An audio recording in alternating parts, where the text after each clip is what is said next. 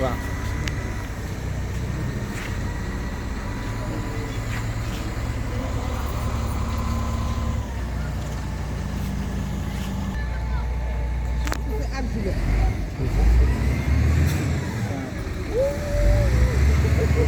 Dinañ daaneel. Ay, lay la daal.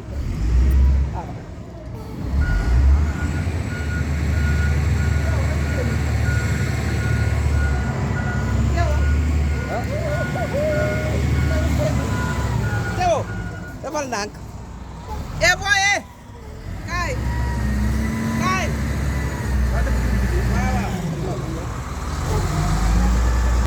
Voilà, vous vous présentez d'abord. Je m'appelle Aïssatou Sall. Je suis la présidente du comité de gestion de l'école Kabir Mbodj. D'accord, de Pikine Ouest. Hein? De Pikine Ouest, oui. Voilà, c'est la rentrée scolaire. Oui. Est-ce qu'il y a ubbi tey jàng tey ici? Non, cette année-ci, nous ne l'avons pas fait. Vous avez vu l'état de l'école, où elle se trouve. Chaque année, on faisait ubbi tey, jàng tey. Mais cette année, nous ne pouvons pas le faire. À cause de l'eau, de ruissellement. Mais ça ne nous a pas porté préjudice. Mais ce sont les eaux usées de l'ONAS qui nous ont porté problème. Vous avez vu, tous les enfants sont rentrés. Et les salles de classe aussi sont dans le même état. Oui, les salles de classe ne sont pas dans ce même état. L'eau ne se trouve que dans la cour de l'école. L'eau ne se trouve que dans la cour de l'école.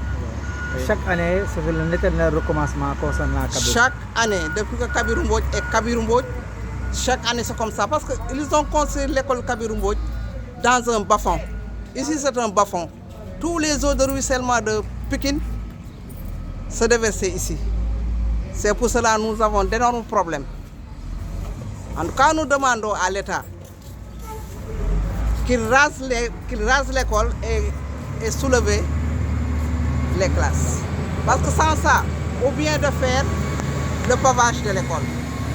Qu'il nous aide à faire le pavage de l'école. Parce que sans ça, chaque année c'est comme ça.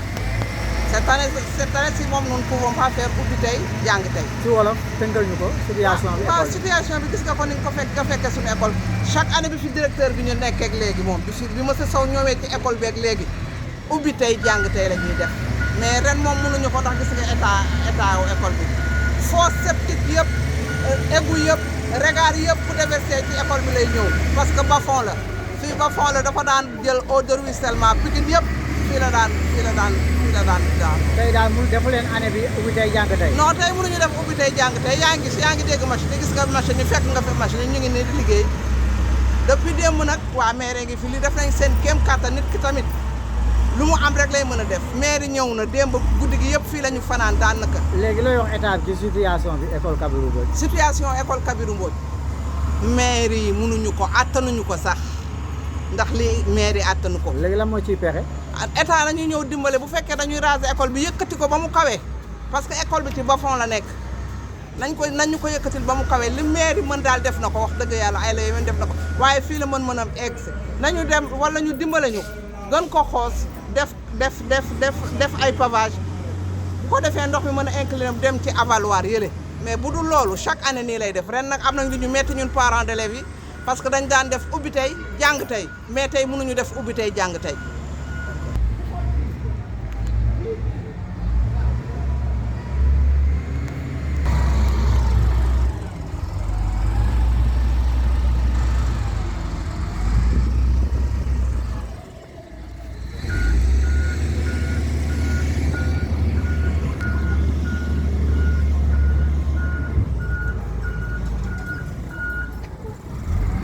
Assalamualaikum. Oh, ça va?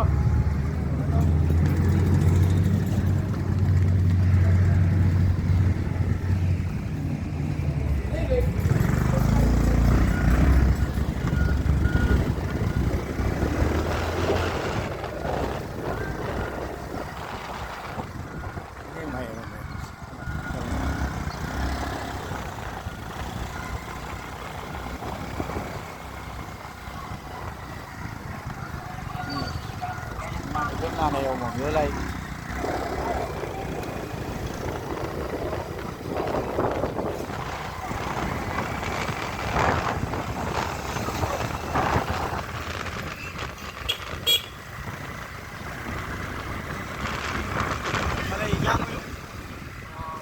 njortoon moo am jànguñ mais ndax école bi yëpp nii la mel yow état nga toog fii ubbi day jàngale ubbi day jàngale ah ñu naan ubbi day jàngale ubbi day jàngale dafa am yéen dama yeb ñi ñi quoi boo toogee ji ko wax ñi day waxal xamuñu xalaat amuñu xam-xam xamuñu dara loolu baaxul ah dama war a am loo xam ne boo bëggee ni sa géem bi nit ñi bu ñu ko xoolee dañuy xam ne léegi wax dëgg la kilifa xale bi tuuti sax koy wax am na loolu baaxul ah nit ñi bu taxawee déglu la day leen bàyyi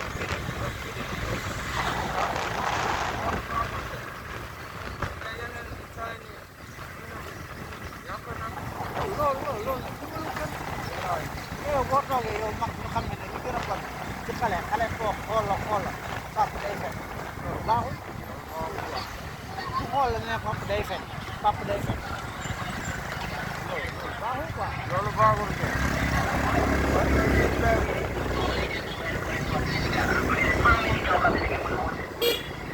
ngay seet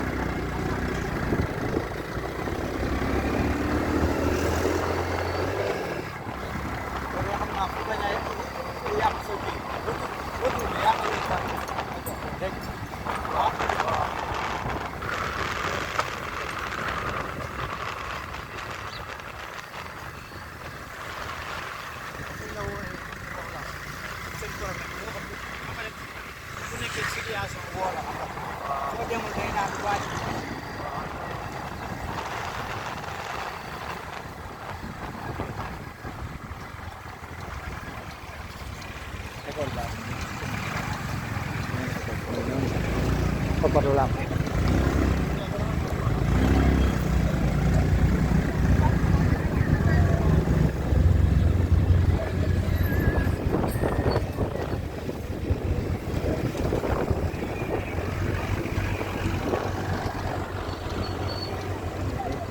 Feki.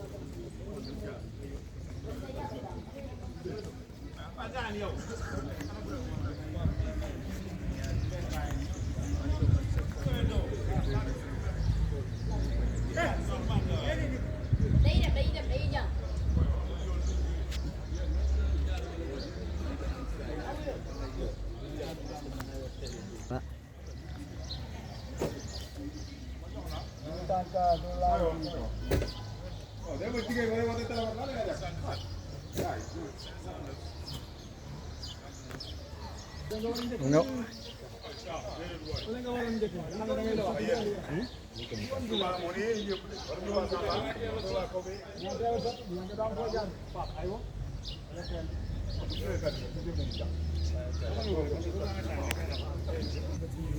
Vous vous présentez d'abord. D'abord, je me présente Ndiasse Gueye, je suis le président de l'APE Iliman Ndiaye A. D'accord. Alors aujourd'hui, c'est l'ouverture des classes, mais pas de cours ici. Pourquoi? Il n'y a pas de... Il n'y a pas de cours ici. Bon, vous avez vu, vous avez constaté avec nous, vous avez vu l'eau, l'inondation. La semaine dernière, avant l'ouverture des classes, parce qu'on a ouvert le jeudi, alors on a fait un travail extraordinaire le mercredi avec le maire Diarra. Ils nous ont amené du sable, ils ont amené beaucoup de choses, ils ont entretenu même les gens qui travaillaient ici. Et nous avons tout fait pour faire l'école en bonne santé. Mais voilà, nous nous retrouvons aujourd'hui avec de l'eau inondée dans toute l'école, toutes les classes, c'est inondé. Donc, on a pris la décision en tant que parents d'élèves que les élèves partent aujourd'hui, ce lundi, mardi et mercredi, nous allons tout faire pour mettre l'école en bonne et due forme. Voilà. Chaque année, c'est l'école recommencement. Quelle est la solution pour l'école Iliman Ndiaye A? Pour la solution, je crois que nous avons de l'eau qui quitte depuis le route des Niayes pour venir jusqu'ici. Cette eau-là qui quitte le lycée pour rentrer à l'école ici, nous avons besoin qu'une canalisation avant l'arrivée à l'école pour que ça puisse rentrer dans le truc. Oui. Ah, coupez. Oui. Voilà. De l'APE. Voilà. Ndiasse Gueye, vous êtes le président de l'APE de l'école Iliman Ndiaye A. Alors, aujourd'hui, c'est la rentrée des classes, mais il n'y a pas de cours. Pourquoi? Bon, parce que nous sommes inondés, comme d'habitude. Nous avons chaque année, avant de la rentrée des classes, il faut qu'on refait l'école. Alors, chaque année, nous nous retrouvons avec cette inondation qui est due à un écoulement qui quitte le quartier de la Médina, route des Niayes, pour venir se verser ici à l'école. Comme ici, c'est une cuvette. Alors, nous avons ce problème-là. Donc, chaque année, nous avons ce problème. Avant la rentrée des classes, nous avons d'énormes quantités d'eau qui se trouvent ici pour qu'on puisse le faire, pour que les élèves puissent rentrer à l'école. Et maintenant, aujourd'hui, vous êtes obligé de retenir les enfants à la maison. Oui, on est obligé de les retenir à la maison. On est obligé de les retenir à la maison parce qu'on ne peut pas faire rentrer les enfants ici. Regardez comment est l'eau. C'est de l'eau sale, ça c'est l'eau. C'est pas l'eau de pluie. Mais c'est l'eau de pluie mélangée avec l'eau des trucs là, qui est déversée ici. Regarde, eau septique. Toute cette eau-là est venue se verser dans l'eau, dans l'école. Donc nous avons ce problème-là. Il faut d'abord refaire l'école à peau neuve pour que les enfants puissent rentrer. C'est la même situation dans les salles de classe. Oui, il y a quelques classes qui sont inondées. Oui, il y a quelques classes qui sont inondées. Oui. Chaque année, c'est l'éternel recommencement pour l'école Iliman Ndiaye A. Wallahi, Quelle est l'alternative pour vous? L'alternative pour nous, c'est de faire à ce qu'il y ait des canalisations au niveau des quartiers pour que ça ne rentre pas ici, pour que ça puisse se déverser ici, de l'autre côté. Il y aura une déviation qui pourra aller jusqu'à l'autre côté. Parce qu'actuellement, nous avons ce problème. À chaque fois qu'il y a une inondation, ça rentre dans l'école. Oui. Ci wolof tey. Bon, xanaa man maa ngi tudd Ndiasse Gueye, nekk président APE Iliman Ndiaye. Suñu problème toujours moom day ñëw chaque année que yàlla def na rek chaque année avant la rentrée il faut que ñu nekk fii di defar ak defaraat xoolal defaroon nañu avec maire on a commencé le mercredi woo population bi woo ASC yi woo waa ODCAV ñoom ñëpp ñu ñëw tase fii bi ñëwee dañoo defar ba mu baax ba yaakaar ne alors tey lundi bu ñu ñëwee rek lépp baax ñu ñëw lundi ak ñaari fanu pluie yi rek ndox mi duggaat ci biir école bi dugg ci biir classe yi ba nga xam ne ñun xamuñu sax lu muy niru quoi loolu tax bi ñu xëysee tey ñu ne woon élèves yi nañu dem école 7 ñu taxaw foofu ñu xool naka la ñu may def ñoo ngi xaar maire nag pour mu ñëw parce que joxe na ay directives ne mi ngi ñëw bu ñëwee ñu xool nan lañ ko mën a defarewaat parce que vraiment maire defaroon na ko bu baax a baax. Chaque année école bi nii lay mel lan moo ci solution. solution bi daal mooy ñu koj ndox mi fële ca àll ba wut ay canalisation yoo xam ne moom lañ koy dugal mu mën a ñëw déverser wu fii ci biir kii bi mais actuellement nii ñu ko bëgg a defee nii du sotti. ñaari problème ngeen am. problème assainissement ak écoulement eau pluviale bi. loolu yëpp day versé wu fii looloo tax ndox mi ñuul fi mu nekk nii te ñun encore amaat nañu benn problème parce que suñu enseignants yi am na ñoo xam ne dañ leen affecté mais amuñu leen remplacé te il faut que ñu am loolu mënuñoo jël si ñun ay enseignants affecté leen te ñun suñu élèves yi matale wuñu manqué nañu ay enseignants. ñaata enseignants ngeen manqué nañu 2 enseignants yoo xam ne ñoo war a ñëw ci école bi oui. yéen bëgg mu gaaw daal lool. mu gaaw parce que mënuñoo ne ouverture des classes jàng tey kii ubbi tey jàng tey te amuñu élèves maître leen di jàngal. D'accord. Waaw. C'est en français par rapport au déficit des enseignants. Nous avons un déficit des enseignants parce qu'actuellement nous avons 2 enseignants qui sont affectés, 2 classes qui n'ont pas encore d'enseignants. Nous voulons que l'État pense à nous. Ce sont le CE1, CE1A et l'autre c'est le CI. Nous avons besoin de 2 enseignants vraiment pour remplacer ceux qui sont été affectés actuellement. Merci. Merci.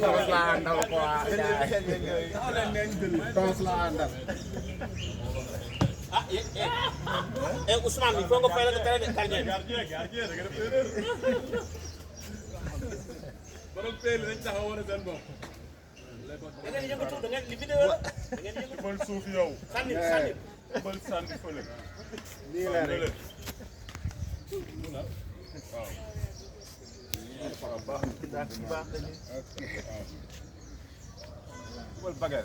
jaajëf suma